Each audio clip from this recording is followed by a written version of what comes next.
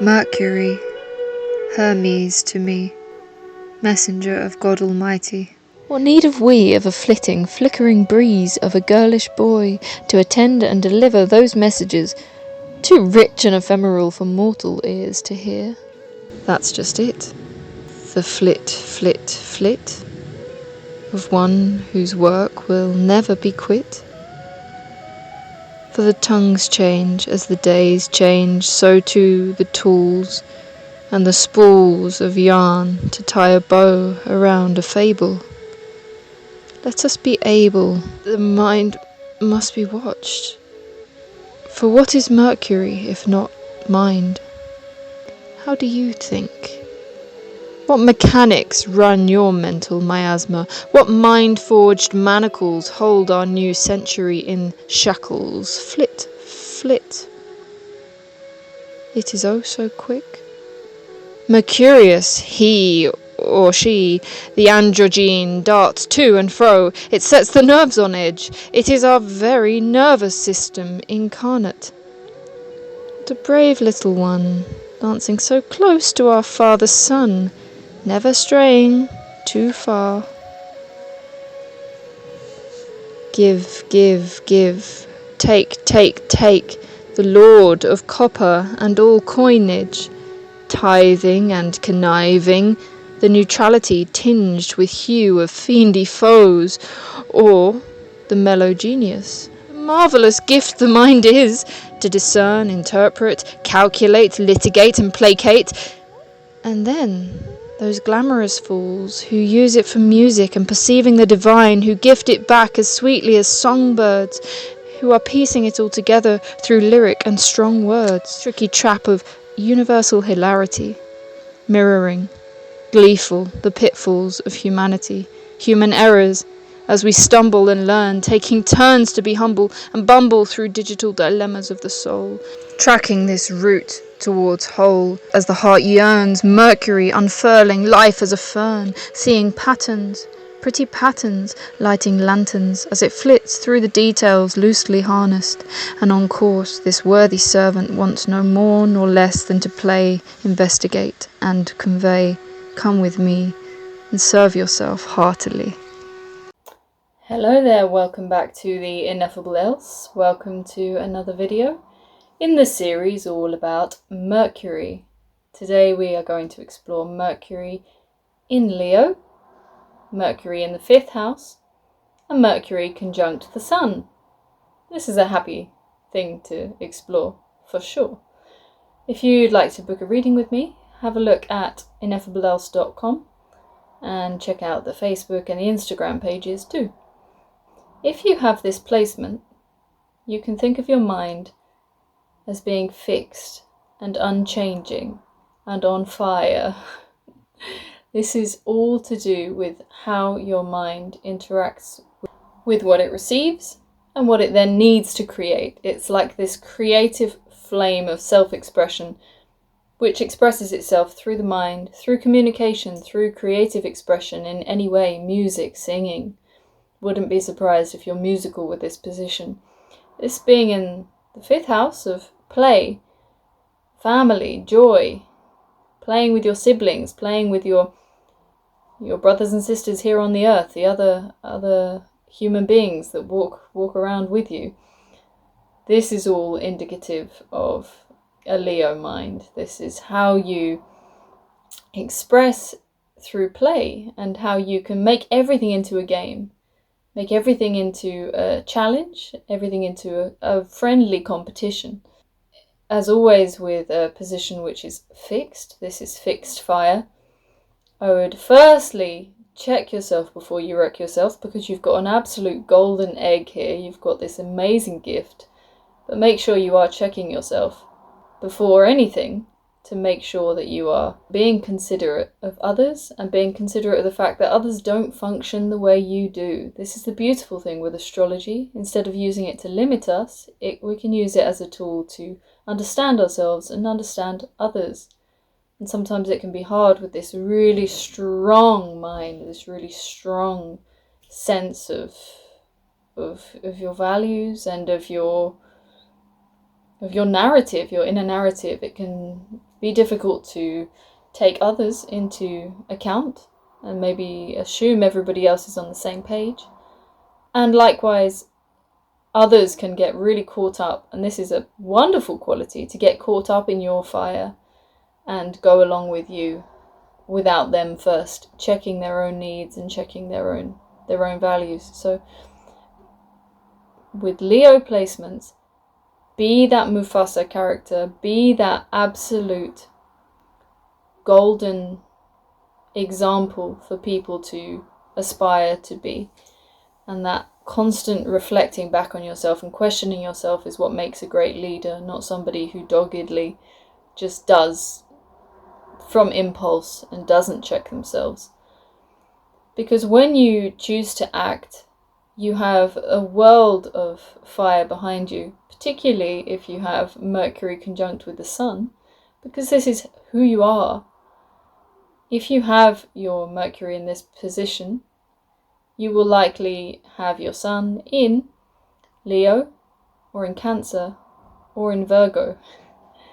And if it's in Leo, then power to you, it all makes sense. But if your Sun is in Cancer or in Virgo, this energy can feel a little bit overpowering.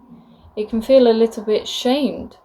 Fire is one of the most shamed signs in the zodiac, and it's the part of ourselves that is the most evident when we're children, and this is the most easily squashed and quietened down and commodified and boxed up. So explore your past, explore your present, and see how much they are in alignment. I mean, your true past from around the age of 6, when you were being a very creative little individual, and see how you are now in relation to that. And the other thing that may be overlooked about fire is that it is always changing, always moving.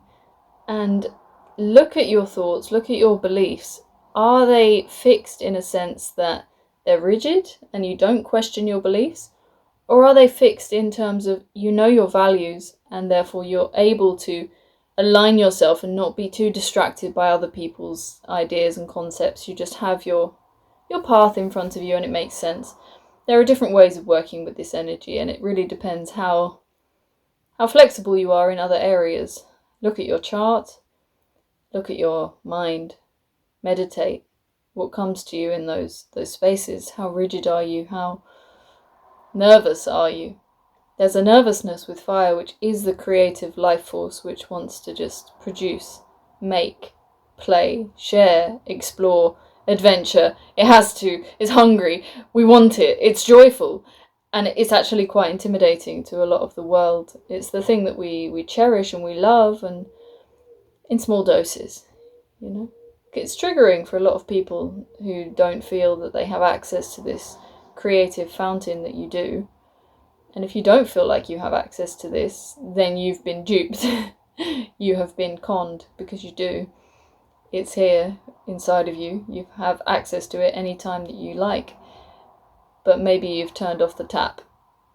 This is a trouble with gifts, that we often don't let them flow, because we have a few other gifts that are maybe mediocre, you know, they're pretty good, and we're happy to share those ones with the world. But the ones which are really shiny, really bright, and our biggest contribution to the world, we don't share, because we don't think the world can handle it, because we don't want to suffer the consequence of being put down for some of these niftier gifts that we have. And the funny thing is that you may well be put down and be ridiculed for the very gift that you have under wraps, because it is so intimidating for others, and because it can't be seen easily, especially if it's only being shone partially. It's important with the Leo placement not to care too much about the opinions of others, because they're looking at you with their own goggles. They've got their own eyes looking at you with their own perception, their own limitations. You know, they might not have any unloving agenda. They just don't necessarily have the scope to accommodate all of you in their vision, and you can't blame them for that. You can't blame them for the fact that you're too hot to handle and too big. You take up a whole room with your energy. this is to do with communication. So as I said, singing, roaring, letting out how you feel, letting out anything that just doesn't serve you. I love this about Leo, is that it's so youthful and playful that why on earth would it hold on to the past? Why on earth would it hold on to suffering? Why on earth would it hold on to a story? But it does, because this is the world we're taught to exist in. And it's a nice thing to realise that you have that power, that capacity to just let it go. And with the fixed nature, really look at how that works within your consciousness. How do you allow ideas to settle and take seed and take root and flower in your consciousness in a healthy, balanced way, as opposed to allowing some piece of criticism, which is hard for a Leo, to embed itself, and then that is a limitation which then stops you from bringing your highest, best self for everyone to enjoy, including yourself. And the key here is learning to enjoy yourself so fully, so wholeheartedly, that is what is infectious and contagious to other people. And it's a wonderful thing when the lion is just there roaring, just loving itself and loving its creative, playful expression. And it makes other people able to open up in that way. And because here you have this mercurial quality that we're exploring, this is all about being innocent in communication, being royal. It's that royal highness who's also like a baby. It's like so pure and regal, and the highest form of the monarchy that you could imagine, not some kind of strange hereditary thing that's just that you're born into, but something that is earned through diligence, through true bravery and honesty and clarity, and really putting yourself on the line. Why do you think we like watching so many of these historical adaptations and dramas where the hero is a good knight and good warrior? Because they've really proven themselves, and that makes someone worthy of following. And don't shy away from the fact that you're a leader. You're a leader. You're meant to lead. Big responsibility. How are you at taking responsibility and taking that on board? And being that amazing leader requires listening, requires focus, requires diligence, and I promise you, you can handle that. None of these words should be scary to you. These are all things that you're perfectly capable of embodying. And you maybe didn't notice this because the rest of your chart is saying something else, but this is your mind, this is Mercury, and the mind is exactly how we operate in this day-to-day existence in terms of how we express ourselves person to person. And that's a truly wonderful gift, because then you can maybe express some of the more subtle and delicate parts of yourself that are not so obvious and shiny because they're doing more depth, undercover work, or involved in a different area of life. But you have this, it's like fire in your vocal cords. You can think of it like that. Fire in your mind, and in a good sense, in the most positive sense. And this is also just that untapped creativity that you may not know, to do with language, to do with words, to do with playing with words and puns and silliness and joyfulness and comedy. Very much a comedian's place where you're the class clown. It can manifest in many areas of life, your profession. This thing with Mercury, and if you watch, I have a introduction to Mercury, which explores all of the different areas of life Mercury taps on. And with Leo, it's always going to come back to anything to do with performance. Performance arts, theatre, plays, music, poetry, dance, cooking, creative expression in the kitchen. Are you a good cook? Just that ability to make people smile and make people kind of feel warm. There's a warmth. There's a warmth in your communication, which means you'll always be able to find the right words. And there's a heartfeltness behind it, and there's not a sense of belittling or patronization. It's very pure. But as I say, it's always important to check yourself. So there comes a balance between being so nervous about upsetting anyone that you don't express yourself, and that's not something that we want from fire signs. That is why we've been pushed down so much, is not being able to express what we feel in a very direct way, which is oftentimes exactly what is necessary, is something very direct, very in your face, and very, it is how it is, no sugarcoating. But likewise, we need to wait for an invitation to do so. It can't just come from nowhere. But the moment you have that open space, that stage presented to you, that's your go. Because that stage is your abode, it's your home, it's where you feel most comfortable. It's interesting in our very serious world how much people are dying for entertainment all the time. Try and see how much you can bring entertainment to a higher place, keeping in mind that regality. And it's very easy to be a crowd pleaser and push all the right buttons and say the right things, but try and have a message behind it that's going to help elevate consciousness. If you're watching this video, it's because your consciousness is going in this direction.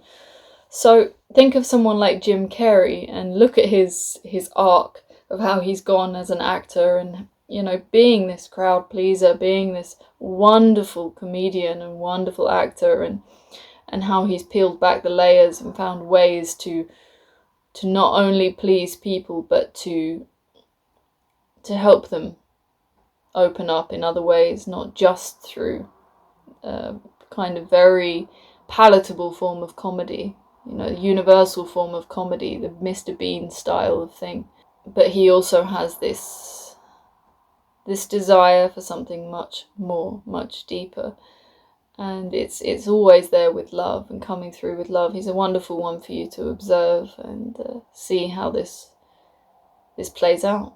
It's interesting, the clown and the sadness that can go with that, and the failure to be really understood, not for the sake of I want them to know me, but for them to know themselves. And sometimes they don't get the joke, or they don't get the point of the message because they don't have the ears to hear it. And sometimes the focus is so much for a Leo or a fifth house type situation on the audience, because the world that we're brought into is teaching us it's all about the ends, it's all about the end result, it's all about the goal, when really it's not. It's about the play, it's about the enjoyment, and the people will just pick up on it as they see fit, and when the time is right, it will open up certain channels. If I think back to my own history, the number of times I heard the same message from maybe 4 or 5 different people during a period of time, and the first 4 times I couldn't hear it. I look back now, I have the mental memory, but it didn't go in. It was just whew.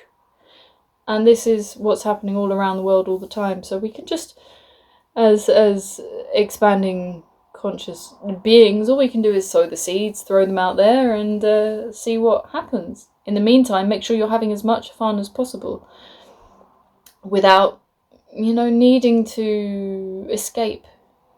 It's very important not to escape who you are, but to enjoy being who you are. It's also, I was thinking of Robin Williams, his amazing ability to touch people, but then the depression that follows from not being felt and understood. And if only we could have him here in that form again. But he was very aware of what was happening. But it's a similar dichotomy of being so completely connected to the cosmic giggle. It's a cosmic giggle. It's just below the surface, just this humour. You get it when you look at a leaf sometimes. You get it when you see a squirrel behave in a certain way. You just see it in shapes, in trees, and in strange little nuances that come out of the most hideous human being. There's still so much love and just kind of squidgy, like babiness to anything in the universe, and that is what you have the ability to tap into, is the cuteness of everything and the realness. Yeah, so it's a beautiful marrying of all of these elements together to create something really fabulous. With Mercury, it's always pretty vague like this because it really depends what your interests are.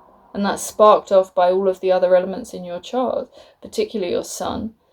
And yeah, what do you want to do? This is also a place of the will. So if you feel like you've been a people pleaser, doing things for other people, doing stuff for no apparent reason, now's your chance to sit with yourself and go, what the hell is it that I actually want? I'm really worthy of this. I'm worthy of enjoying myself. I've got this golden gift. What am I going to do with it? It's playtime. So I hope you enjoy this. I hope that you get some value from this understanding of your chart. And please let me know your communication style, as well as your love language and these kind of things. They're very curious when it comes to Mercury. How curious are you? In what areas do you feel yourself closed off? What limiting beliefs do you feel that you still hold on to? You've never questioned. It's not that. I think the most important thing with any kind of fixed mind, is just we need to talk. We need to talk about everything. If we feel we have a little bit of a prejudice against something or someone, we need to address it. Definitely don't ever push anything down under the surface. Bring it all up. It all needs to be talked about if we're going to move forward as a collective, as an expanding world towards more and more love in the most harmonious way possible. It's going to be through communication. This is what it's all about. So bringing as much love and hope and joy into that process as possible with your lionesque features. Really feel into this. It's really personal experience, but just feeling into how your mind functions in relation to this Leo archetype is fascinating. So please see the website ineffableelse.com, and I'll see you in the next video. Thank you so much. Bye.